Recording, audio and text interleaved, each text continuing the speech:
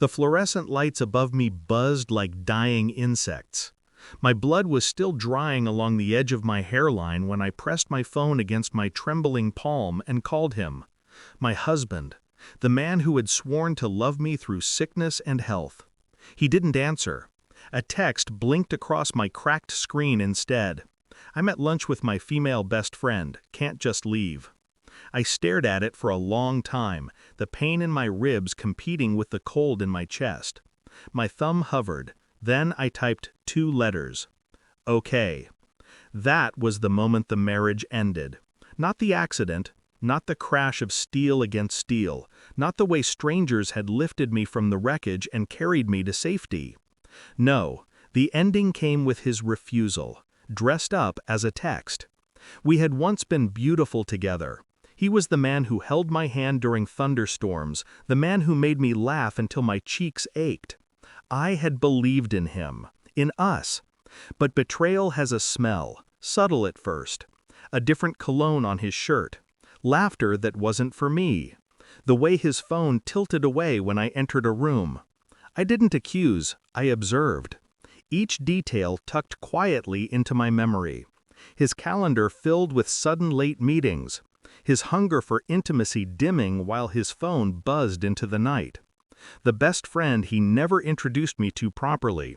Always a story, always a reason. I never screamed, I never begged, that wasn't my style. When the accident happened, something in me shifted. I had a choice.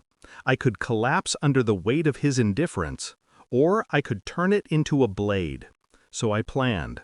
Quietly, methodically. I began with a lawyer, a woman with steel in her spine and precision in her words. I handed her everything, every bank statement, every secret credit card, every photograph of him with his friend I had collected over months. She smiled at me like a surgeon about to make a clean cut. Next, I contacted the police, not to punish him yet, but to prepare. There were things he didn't know, like the fact his name was still listed as my emergency contact, legally responsible if I couldn't drive myself. And when I couldn't walk straight from the ER, they had to call him. I simply didn't correct them. When the officer walked into that restaurant, I was already miles ahead.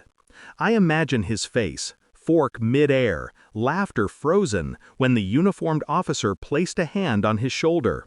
The restaurant quieting, conversations pausing. The officer's voice clear, deliberate. "Sir, your wife has been in a serious car accident. She listed you as her emergency contact. She's waiting. At the hospital. Alone." The way his best friend must have lowered her eyes. The way his smile must have cracked.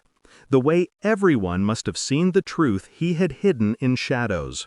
He went pale, the officer told me later. But I didn't wait for him. By then, I was already signing divorce papers from my hospital bed. The fallout was surgical. The lawyer filed quickly. Adultery meant leverage. Every asset he tried to hide, she found. Every lie he tried to tell, she dismantled. His reputation crumbled next. Word spreads fast when a man is called out of a restaurant by the police while dining with the woman everyone suspected, but no one confirmed. His colleagues whispered. His friends distanced themselves. Even his family looked at him differently. I didn't shout. I didn't seek revenge in chaos. I let silence do the work. Silence and truth. When he finally came to the hospital, hours late, I was already gone. Discharged, papers filed, keys returned, bank accounts frozen. All that remained was the echo of his own choice. The text message that became his confession. I think about that moment sometimes. Not the crash, not the pain, but the officer's words at his table. How, in a single breath, his double life collapsed around him. How he must have looked at the woman across from him and realized she was no longer a secret, but the symbol of his undoing. I don't pity him. I don't regret what I did. He taught me something that day in the ER, that betrayal is not loud. It's quiet. It's not the car crash that breaks you. It's the message that follows. And revenge? Revenge doesn't need fire. It only needs precision. When I left, I didn't look back, because the best punishment I could give him wasn't anger. It was absence.